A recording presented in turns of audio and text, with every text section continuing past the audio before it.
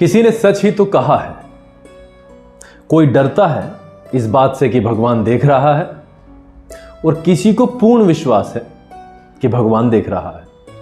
नमस्कार दोस्तों, मेरा नाम है दीपक और आप मुझे मेरे, हमारे और आपके YouTube channel genetic public school में देख रहे हैं। मोटिवेशनल सीरीज का यह 5वां एपिसोड है। आज मैं आपके सामने एक और प्रेरित करती हुई कहानी के साथ आया हूं, इस आशा के साथ कि आप कहानी को पूरा सुनेंगे और इससे सीख लेंगे। साथ ही साथ आप हमारे इस YouTube चैनल को सब्सक्राइब करेंगे और इस टीम का पूरी का हिस्सा बनेंगे।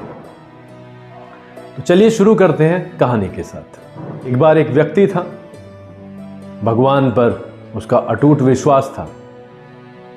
एक यात्रा पर निकला। एक दिन पानी के रास्ते उसे कहीं पर जाना था। नाव में बैठकर चल दिया। बीच में दुर्भाग्य से उसके साथ में एक घटना घटित हुई। मौसम खराब हो गया और नाव आगे जाने के लिए योग्य रही नहीं। खतरे को देखते हुए उसने लाइफ सूट निकाला और तैरकर एक टापू पर जा पहुंचा। सुनसान टापू पर अकेला था, भूख लगी थी। इधर उधर तलाशते हुए उसे कुछ जंगल में फ्रूट्स वगैरह मिल गए। अपना पेट भर लिया। भगवान की तरफ देखते हुए बोला, आकाश की तरफ, कि मुझे पता है कि इसमें भी कुछ ना कुछ अच्छा छिपा होगा भगवान, लेकिन मैं आपसे विनती करता हूँ कि आप मुझे इस सब से बाहर निकाल लें। कई दिन इसी प्रकार बीत गए।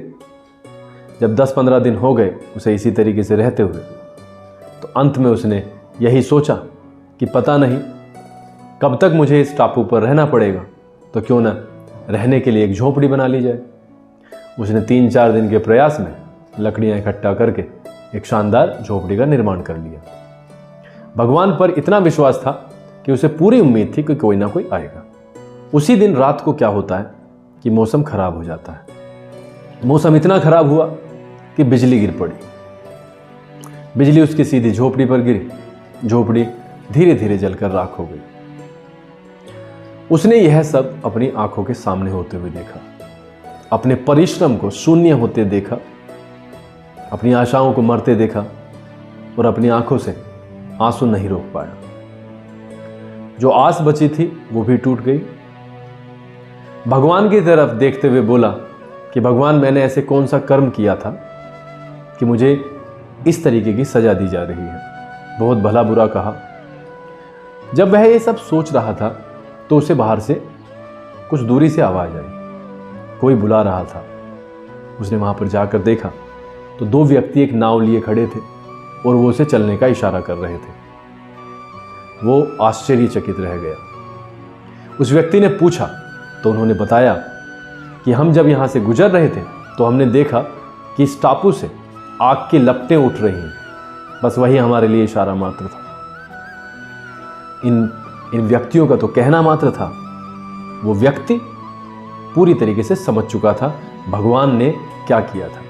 भगवान ने ये दूत बनाकर भेजे थे और भगवान ने ही इशारा किया था उस झोपड़ी को जला करके। बहुत पछताया, भगवान से माफ़ी मांगी और भगवान की लीला को सराहा। यह कहानी छोटी हो सकती है लेकिन प्रेरित करती है। भगवान की लीला अपरंपार है। भगवान के अपने रास्ते हैं मदद करने के। भगवान के अपने तरीके हैं हल करने के। बस हमें भगवान पर विश्वास करना होता है। भगवान पर भरोसा करते हुए हम जीत प्राप्त कर सकते हैं। कभी ना कभी किसी ना किसी तरीके से हम वहाँ पर पहुँच ही जाएंगे जहाँ पर हम पहुँचना चाहते हैं। भगवान के अपने तरीके होते हैं। भगवान पर भरोसा कायम रखिए। भगवान की विनती के साथ अंत में बस मैं यही कहना चाहूँगा कि अंदर अगर आस होगी तो मंजिल आज नहीं तो कल तेरे पास होगी।